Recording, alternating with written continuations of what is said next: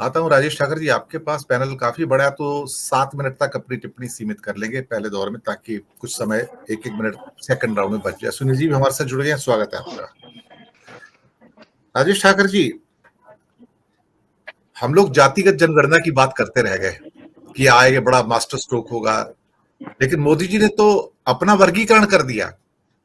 युवा, गरीब, महिला और किसान। आप लोग ब्राह्मण, बनिया और निम्न वर्ग और राजपूत में उलझे रह गए कि इनको बनना चाहिए। मोदी जी ने नया वर्ग खड़ा कर दिया। युवाओं को वादे कर दिए, जो गरीब आदमी था उसको फ्री सिलेंडर दे दिया या 500 का सिलेंडर दे दिया, साथ में 5 किलो अनाज दे दिया। महिलाओं को सम्मान निधि दे दी, किसान को सम्मान निधि दे दी। सबकी जेब में कुछ कुछ आ गया सर। और 1 फरवरी इस बजट के अंदर ये 500 का सिलेंडर पूरे भारत के लिए आ जाएगा। भाई उनके घर से थोड़ी पैसा जा रहा है, हमारा और आपका पैसा है, कोई तो पेमेंट करेगा उसका। 500 का सिलेंडर आ जाएगा।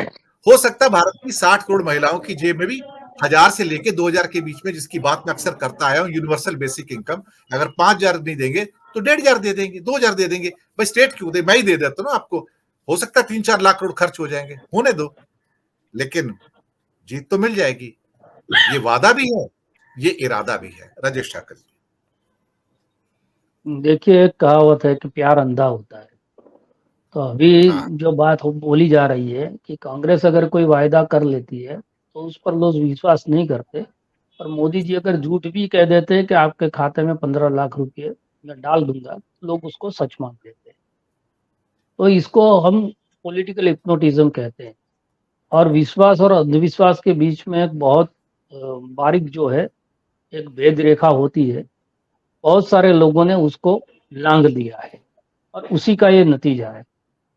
भारतीय जनता पार्टी जो करती है वो वादा करने के लिए करती है, लेकिन उसके साथ साथ में जो धार्मिक ध्रुवीकरण करती है, जाति राजनीति को तोड़ने के लिए जिस प्रकार से हिंदुओं की वो बात कर देती है, फिर दूसरा एक आरोप ये लगा देती है कि ये सारी पार्टियां जो है वो समाज को जातियों के बीच में बांटना चाहती है, मेरे लिए एक ही जाति है और गरीब की जाति। अब गरीबों के लिए कितना किया कितना नहीं किया, उसके आंकड़े अगर आप देखोगे तो वो खुद सरकार एक कबूलातनामा कर रही है 80 करोड़ लोगों को मुफ्त में अनाज देके, तो वो स्थिति अलग है। लेकिन हर रोज कोई भगवान में विश्वास करने वाला आदमी कुछ पाने के लिए, बच्चे की नौकरी के लिए या बेटी की शादी के लिए मंदिर के दहलीज पर जाकर खड़ा हो जाता है। उसको पता है कि कभी भगवान आके जो है उनका ये काम पूर्ण करने वाले नहीं है, फिर भी उसका विश्वास बना रहता है।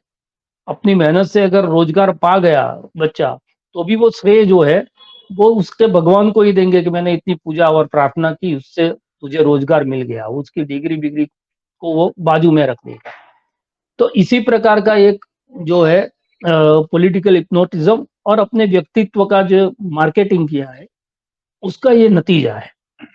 दूसरी चीज ये है कि जो विवेक भाई ने की, जो बाबाओं का एक चलता है दौर, या बागेश्वर बाबा भी चल रहे हैं अभी, तो सारे लोगों को पता होता है वहां दरबार में जाने वाले प्रतिशत जो है वो तो 15-20% हो गए कुल समाज के।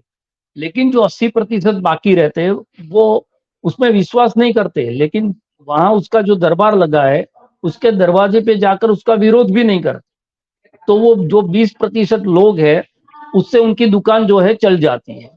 भारतीय जनता पार्टी की स्थिति भी ये है। उनके खिलाफ जो वोट्स है वो बहुत कम मार्जिन में, उससे 5 या 7% कम मार्जिन में बूथ तक जाते हैं। बाकी जो वोट्स है वो अपना मत जो है वो देते ही नहीं है।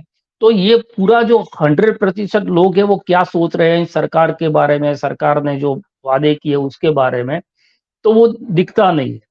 दूसरा, एक हीरो खड़ा कर दिया भारतीय जनता पार्टी ने नरेंद्र मोदी के नाम पर, कि हम साउथ की कोई फिल्म देखते हैं तो बहुत ऐसे दृश्य उसमें देखते हैं कि जो वास्तविक रूप में जो है वो पॉसिबल नहीं होते, फिर भी लोग ताली बजाते हैं उसको असली मानकर।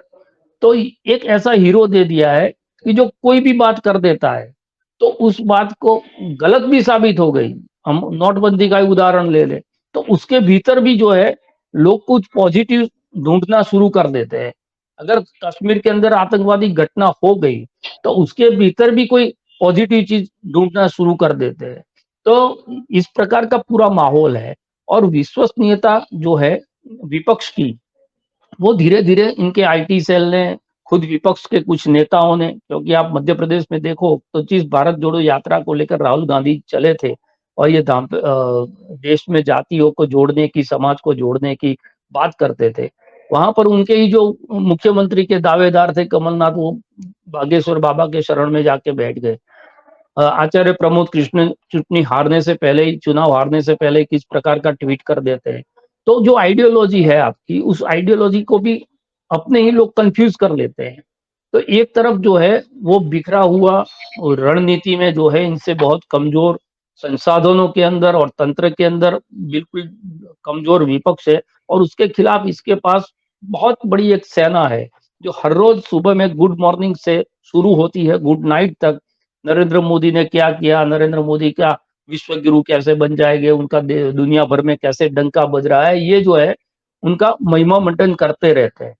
तो बिल्कुल ऐसी एक जाति पैदा हो गई है देश के अंदर, जिसको हम कास्ट पॉलिटिक्स से अलग कहेंगे। जो जाति है वो प्यार में अंधे हो गए हैं, और उसमें उनकी अच्छाई भी तो ठीक है दिख रही है, उनकी जो बुराई है उसको भी नजरअंदाज कर लेते हैं। आप किसी को मोहब्बत करने लगते हैं तो फिर उसकी जो कमजोरी है उससे भी आप प्यार करने लगते हो। तो ये स्थिति है सारे चीजों की, किसी के पास किसी चीज का तर्क नहीं है। बेरोजगारी की आप स्थिति देख लो, आप अर्थव्यवस्था की स्थिति देख लो, आप महंगाई की स्थिति देख लो।